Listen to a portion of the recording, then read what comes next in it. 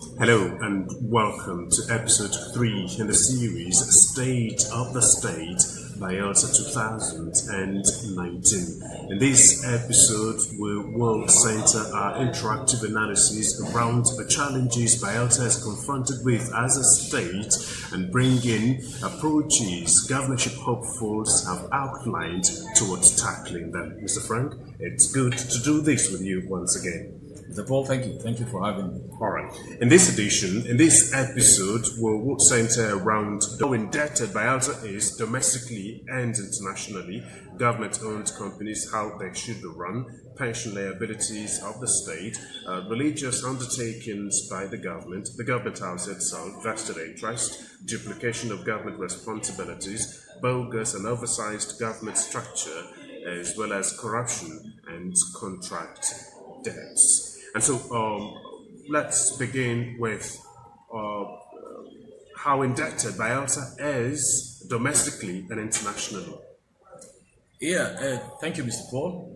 To talk about how indebted Bayelsa is domestically and internationally, we can only guess because the government has not been able to be transparent with respect to that. Though there has been a lot of transparency briefing here and there over the past 4 years or even more.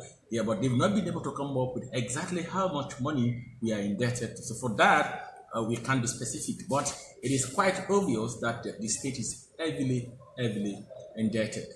But to what tune, we do not know. And there are a couple of projects that has been put in place purely on debt. Projects like the Bayelsa State International Airport. That the governor himself actually announced that cost the government 60 billion naira. It was originally 40 billion, but at the end of the day, it cost 60 billion. That alone, the money was raised on that. And there are several other things. But we can't be specific how much money we are owing, but the state is heavily indebted, which is actually hampering economic development in the state. So it is expected that governorship hopefuls should harp on this, how they intend taking care of this, our indebtedness as a state, so that it won't be some kind of hurdle, some kind of huge obstacle in our march of progress as a people. Without taking care of all of these challenges, you cannot talk of coming up with a vibrant formal economy. All of these guys are talking about reflating our economy, but they've not talked about how indebted we are as a society and how they intend taking Bayelsa State out of that huge indebtedness. Isn't that? That is actually one big problem we are having. As a Bayelsan, I will hope that this time around, this political season, this electioneering season, people should focus it more on how to get us out of trouble. Like one of the biggest bane our economy is having is this enormous state debt. Okay, and we've got over 20 aspirants here and there, and people were talking about the economy, and they've not been able to talk about how they can get Bayelsa State out of this, or at least get it managed. Nobody said it is bad to borrow to run a government, but then you have to understand at what point is it beyond, it is still within the it's still manageable or beyond management limits. So we should understand all of that. So the people, those aspirants we have all around the place, should be able to identify these factors, because these are the factors militating against economic development in the state. They should identify them and be able to talk about them with respect to how we can get ourselves around this. And despite the existence of such that they can only serve the good purpose they are supposed to serve, not this negative purpose they are serving. I think they should focus on it and think of how they can get us out of that. Okay, let's quickly move on to efforts at installing vibrant formal economy. We've had a couple of governorship hopefuls talk about that, particularly Tumala Ebi talks about a blue economy. I really don't have a good understanding of what it means by a blue economy, but I guess in the course of the campaigns, we get to understand what it means by the blue. Do you have any understanding of what it means? A little bit. This is why I always say, I am neutral for now. Okay, I'm still looking for who to support, but I have to be very, very open here. Tumala Ebi appeared to be one amongst many who is in connection with the rest of the world when it talks about the blue economy. What do we mean by blue economy? Though he hasn't explained it, I hope he should even have a better explanation. But with what the textbooks can give to us, blue economy is that effort of government that is trying to sustain an economy out of ocean resources. Okay, like the maritime sector. So, whereas this is a riverine state, we've got water all around us. And what the man is trying to say, how can we take advantage of these waters around us? How can we take advantage of the big ocean we have around, the Atlantic Ocean we have all over the place? The man is talking about that. How can we take advantage of it? So for him to identify our resources, our benefits, and thinking of what we can derive from them in itself means the man understands what he's talking about. I think the Blue Economy Initiative, let's wait for him to come up open and dissect it for us to understand. But having that mind in itself, to me, is beautiful. As we talk about let's bring in other governorship hopefuls. Kennedy Okoko talks about a private sector-driven economy, that's PPP, public-private partnership. He equally talks of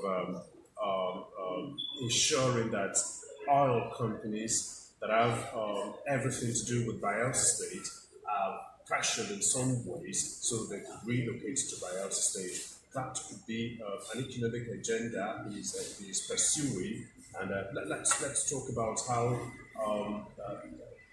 possible that is and how we intend going about that with a view to rejigging our economy.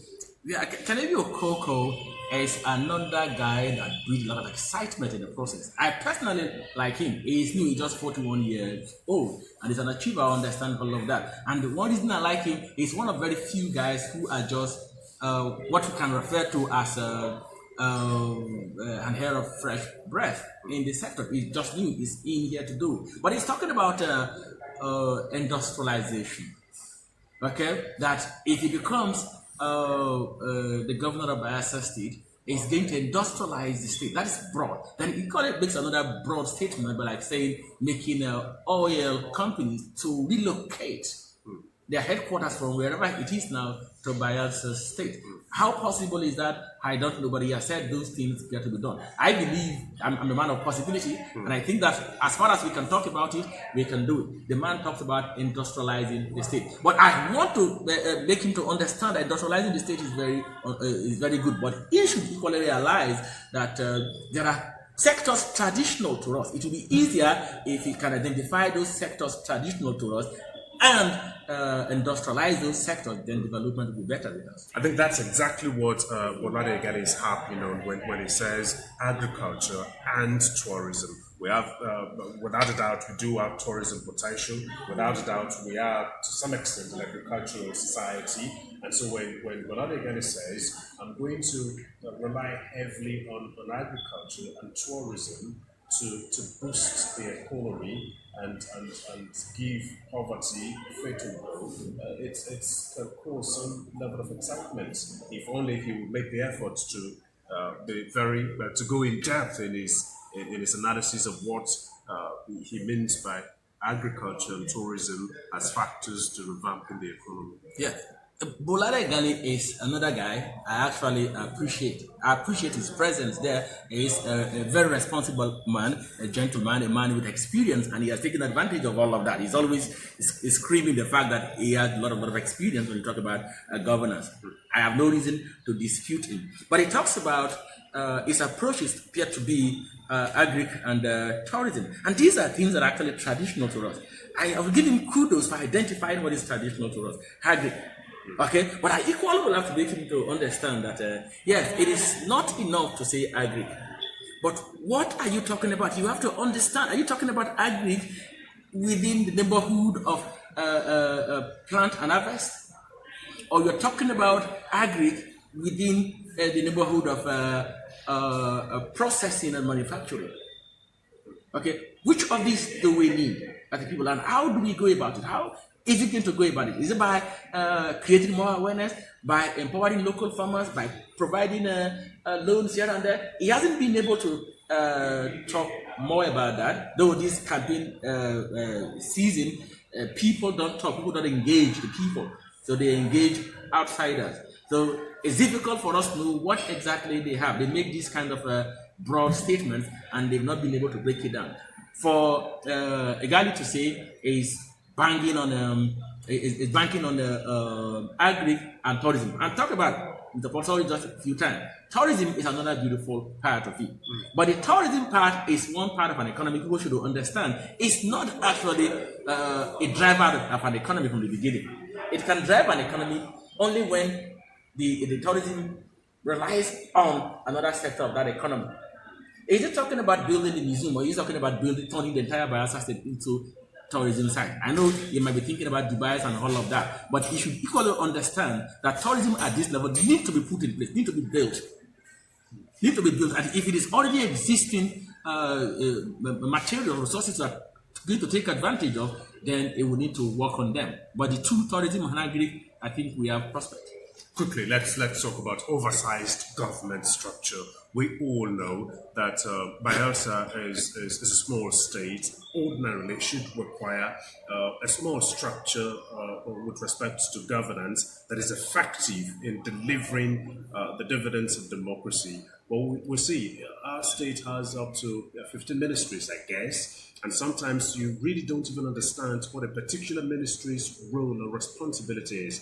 Take, for instance, the Ministry of Finance.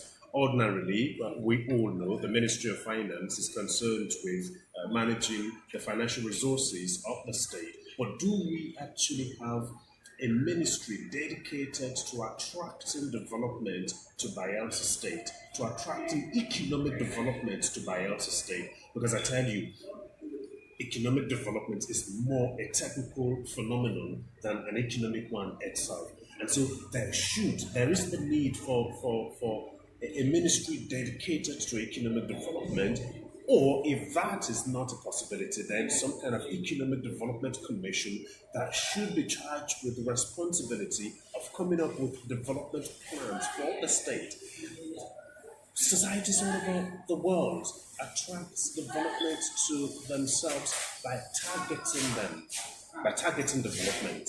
Yeah, you lure economic development to your society. You attract it to your society. It's almost like a woman. You go about getting the woman into the heart of the woman in some certain way. That is the same with economic development, and without some kind of agency, commission, or ministry charged exclusively with the responsibility of attracting economic development, we might just again end up with one man who thinks he knows everything and sits in government house and be directing how economic development should come about, basically and purely by his personal discretion, because that won't work. I expect a Ministry of Economic Development or a Ministry of Science and Technology charged with that responsibility of attracting economic development to our society. Do we expect any of these governorship hopefuls to say, I'm going to ensure that, and there is this thing with singleness of purpose, if a ministry is charged with that responsibility and coordinating or linked with every other ministry, because every ministry plays a role in economic development. I'm not only saying only one ministry should be charged with that responsibility, but the entire responsibility should be on the shoulders of a particular ministry in collaboration with every other ministry to ensure that there is this installation of a formal, vibrant economy. Do we expect that from any of the governorship hopefuls? Yeah, we do. Paul, thank you for observing that. Before we talk about the aspirants with respect to what they have in stock for us, yes, let's address this issue of Ministry of Finance and Ministry of Economics. Like, this has been a Bayelsa problem, and by extension a Nigerian problem. We've always been finding it difficult seeing the difference between money, finance, and the economy. So we always charge the Ministry of Finance with an economic responsibility, thinking that the Ministry of Finance runs the economy of the country. Finance deals with financial issues, financial challenges. The Ministry of Economics deals with the economy in itself. The economy is beyond finance. There are a lot of other factors that combine to make up the economy. We do not have much time, but to put it, bring it down to our guys contesting here and there, they should understand this, that it's a good thing that they've been able to identify economy as one basis they all can campaign around. The economy becomes the ultimate. It's a good thing they have that mind. But let them equally understand that if the economy gets to work, then the economy gets to be singled out, just like you're saying, singleness of people, economy gets to be singled out and tackled. So we should know when you're talking about economy, we should know when you're talking about money or finance. But then the other statement you made, that with respect to bogusness of government structure and all of that, yeah, this is a good thing in Bayelsa State. To be very frank, the restoration government, the first tenure, were like caught up in this, having the mind to include everybody else, having the mind to create jobs here and there, and then decided to create so many ministries. Most of the ministries were just moribund ministries. They were ineffective ministries because there's more like duplication of jobs. But then in this government, it's like he was advised, he realized himself the ministries are fewer, but even as we're talking, there are still far more ministries than expected. So we should bring the ministries down. Simply because the federal government has it does not mean we should have it as well too. We have to bring our ministry down, customize the ministry to serve our own purpose. I think government should be sized up. The size of government should be sized up. Let's talk about corruption and how we go about tackling it so that it doesn't continuously become an obstacle to our developmental aspirations. There is the need for public procurement processes that are transparent and that are of world-class standards, with a view to ensuring that you have a funny way of saying some of these things with respect to corruption. It's better to discourage corruption and not to allow it to happen than to let corruption happen and then look for a way to fight it, because fighting corruption entails lots and lots of cost. So it's better to discourage it from happening than to let it happen and then go about fighting it.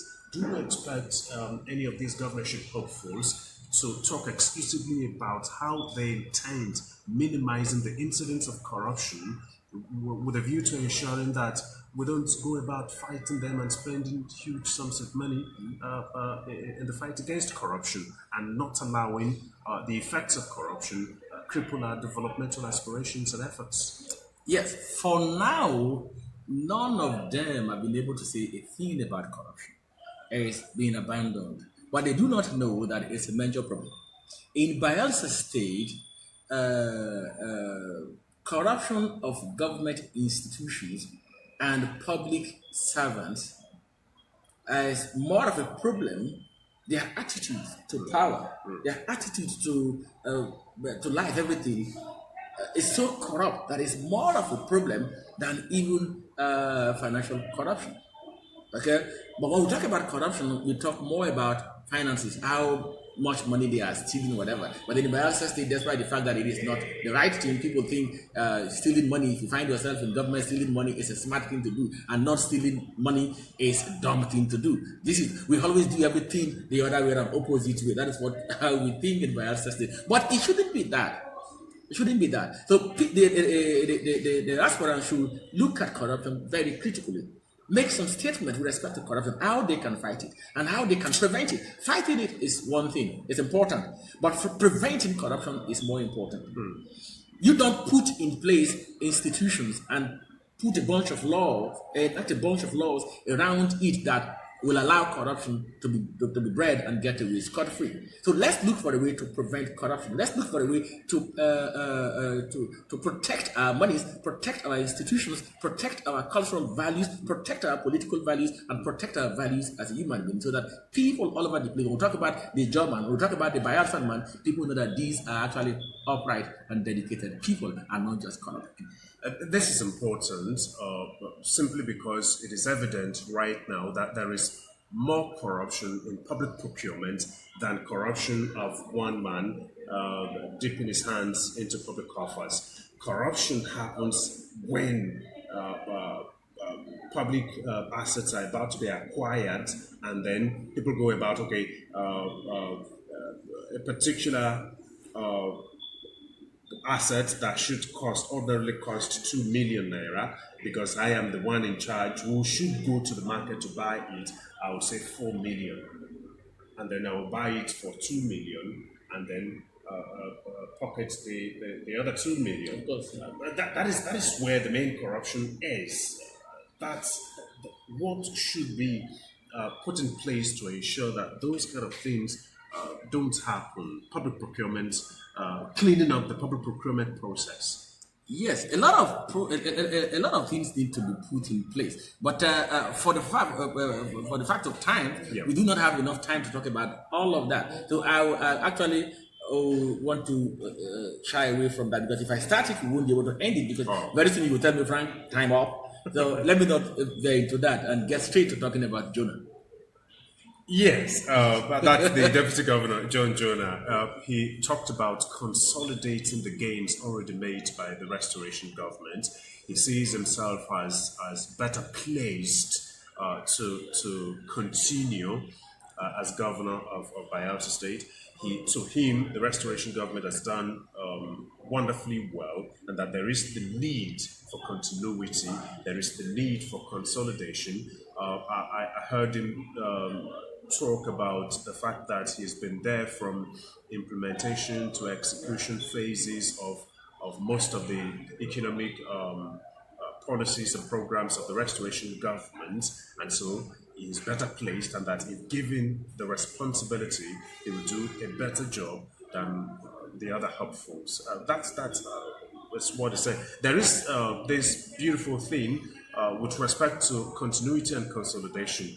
But then, what are we continuing with? What are we consolidating upon? That is the only. But this is coming from a man who is the deputy governor of Bayelsa State. Far as I'm concerned, I would say that John Jonah, as deputy governor, is the most contained deputy governor in the country.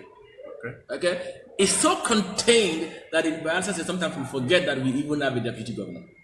For the first time, he's coming out and saying, I'm tired of sleeping in the box. I'm getting my way out of this box, and I'm going to make my statement. And he's out. And I'm so happy he's out.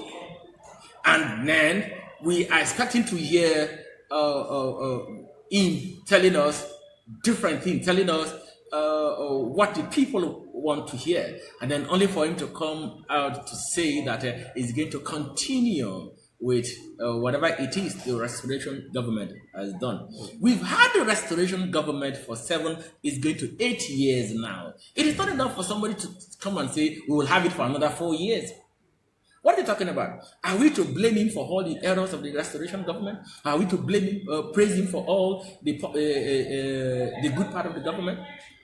He should come up with new plans. He should not try to present the old plan in the hope of pleasing his boss.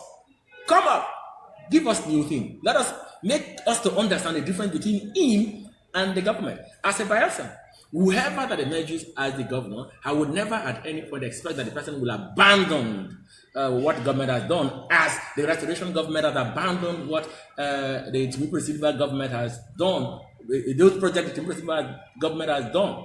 Okay, for that has been the restoration government policy. I'm not expecting other governments should do that as well. So the moment you are the governor of Bayelsa State, it becomes your responsibility to make sure that unfinished projects are completed. The good ones get to be followed, and those policies that are detrimental to the state should be made away with, and better ones be brought. That is the essence of government. I think I welcome the presence of the deputy governor Jonah in their political arena, but I would expect him to come up with new packages and presenting the old package. It should be his own man. It should be his own man. Okay. It shouldn't even be hiding under the shadow in the shadows of his boss. All right. Finally and importantly, let's talk about the place of a compelling collective vision a vision that will be aimed at reinventing society. We need some kind of guiding concept that will direct us at all points in time towards a preferred destination. Governments should only come into office to know that there is a guiding concept in place in society, and that as a government, I only need to align myself with this guiding concept, a guiding concept that will craft our debates and public discussions, Yes. a guiding concept that will make every Bayelsan, give every Bayelsan a touch of dignity wherever he or she is, a guiding concept that will make every Bayelsan to see the common good as far more important than the personal good or self-interest. We need that kind of guiding concept, that kind of vision, collective, compelling vision, and only governments that are coming in can spearhead that sort of thing. Yeah. Every society that has become a civilized, developed society was once guided by that kind of vision or guiding concept, and ours cannot be an exception. Do we expect any of these governorship hopefuls to say, I'm going to spearhead, if you like, call it a movement that will see to it that we are guided, collectively guided by some kind of values that we all collectively subscribe to. At the end of the day, we are made uniquely presented uniquely to the rest of the world by what we believe in, something we will all uphold as a belief, as a guiding principle.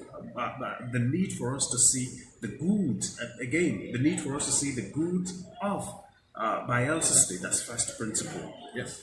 Like John like rightly put it, every civilized society has a guiding principle or guiding ideology. The American has what they call the American dream. In Bayelsa, we should have our own Bayelsa dream, but for right now we have Bayelsa agenda that might lead to a Bayelsa dream. But with respect to that,